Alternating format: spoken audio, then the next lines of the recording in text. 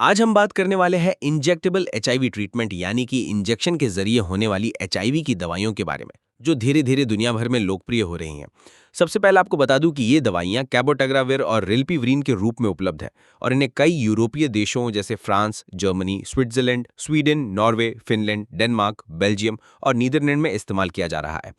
लेकिन अभी तक ये दवाइयां ग्लोबल साउथ यानी विकासशील देशों में उपलब्ध नहीं हैं। इंजेक्शन बनाम टैबलेट की तुलना करें तो वैज्ञानिक अध्ययनों से पता चलता है कि दोनों की एफिकेसी यानी असर लगभग बराबर है। 3 बड़े रैंडमाइज क्लिनिकल ट्रायल्स में ये साबित हुआ कि इंजेक्शन का असर डेली पिल जितना ही प्रभावी है और साथ ही इसमें कोई बड़ा फर्क नहीं है। पहले स्टडी में उन लोगों को शामिल किया गया जो पहले कभी एचआईवी ट्रीटमेंट नहीं ले चुके थे। सभी ने पहले करीब 20 हफ्ते यानी 4 से 4.5 महीने तक रोजाना की गोलियां ली। फिर आधे लोगों ने गोलियां जारी रखीं जबकि आधे लोगों ने मासिक इंजेक्शन लेना शुरू कर दिया। दूसरी स्टडी में उन लोगों को लिया गया जो पहले से एचआईवी ट्रीटमेंट पर थे और जिनका वायरल लोड पहले से अनडिटेक्टेबल था। यहां भी आधे लोगों ने गोलियां जारी रखीं जबकि आधे लोगों ने मासिक इंजेक्शन लिया।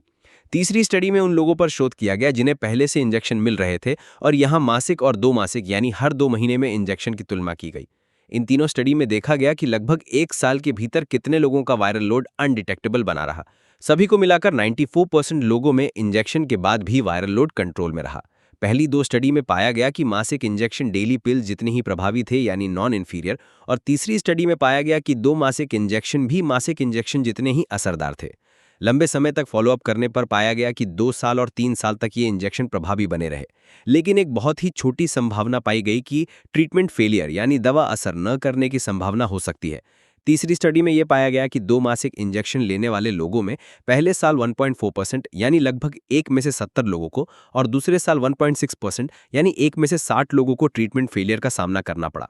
इसका मतलब यह है कि जिनका ट्रीटमेंट फेल होता है उनका वायरल लोड बढ़ सकता है और उन्हें दवाइयों के प्रति रेजिस्टेंस यानी दवाइयों का असर न करना शुरू हो सकता है।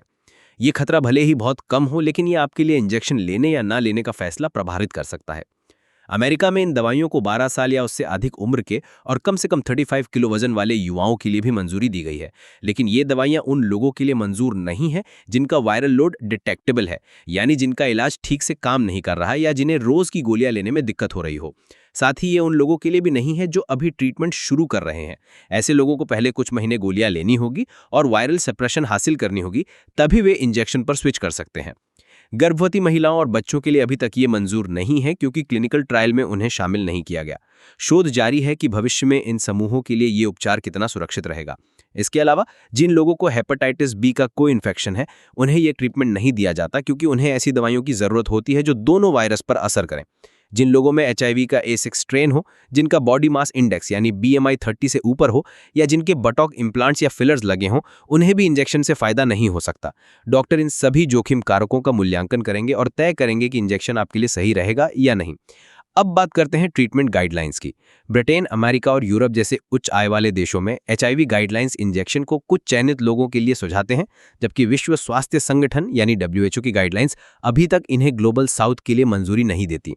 जो लोग पहले से एचआईवी ट्रीटमेंट पर हैं और जिनका वायरल लोड 50 से कम है, वे डॉक्टर की सलाह पर इंजेक्शन ले सकते हैं, बशर्ते उनका मेडिकल इतिहास उन्हें जोखिम में ना डालता हो।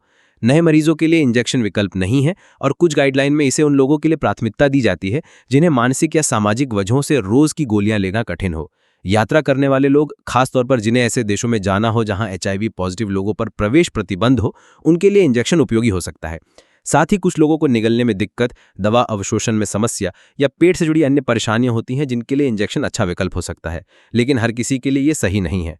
जिनका क्लिनिक में साल में सिर्फ 1 या 2 बार जाना होता है, उन्हें हर 6 या 12 महीने में क्लिनिक जाना होगा, जो असुविधाजनक हो सकता है। काम या निजी जीवन से समय निकालना मुश्किल हो सकता है और अनचाहे एचआईवी डिस्क्लोजर का डर हो सकता है। कई लोग इंजेक्शन का दर्द या असुविधा पसंद नहीं करते।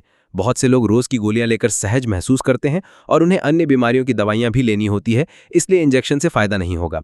कुछ लोग इंजेक्शन के लंबे असर से असहज महसूस करते हैं क्योंकि दवा शरीर में कई हफ्तों या महीनों तक रहती है और एक बार लग जाने के बाद इसे हटाना संभव नहीं है। इंजेक्शन लेते समय कुछ दवाइयों से इंटरेक्शन भी हो सकती है, जैसे anticonvulsants, carbamazepine, oxcarbazepine, phenobarbital, phenytoin, antimycobacterials, rifabutin, rifapentine, systemic glucocorticoid dexamethasone सिर्फ सिंगल डोज को छोड़कर, और herbal supplements saint John's wort. इसलिए इंजेक्शन शुरू करने से पहले डॉक्टर और फार्मासिस्ट से सलाह लेना जरूरी है।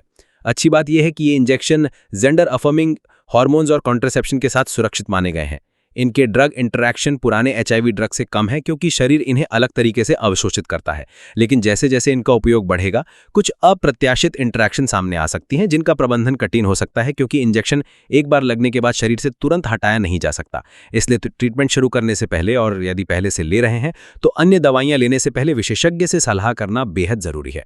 कुल मिलाकर इंजेक्टेबल कैबोटेग्राविर और रिल्पिविरिन ट्रीटमेंट कुछ लोगों के लिए जीवन आसान बना सकता है, लेकिन हर किसी के लिए सही नहीं है। डॉक्टर से परामर्श लेकर जोखिम और फायदे को समझते हुए ही ये उपचार अपनाना चाहिए, ताकि आप अपनी स्वास्थ्य स्थिति के हिसाब से सही फैसला ले सकें। वीडियो देखने के लिए आपका धन्यवाद। मिलते हैं अगले वीडियो में।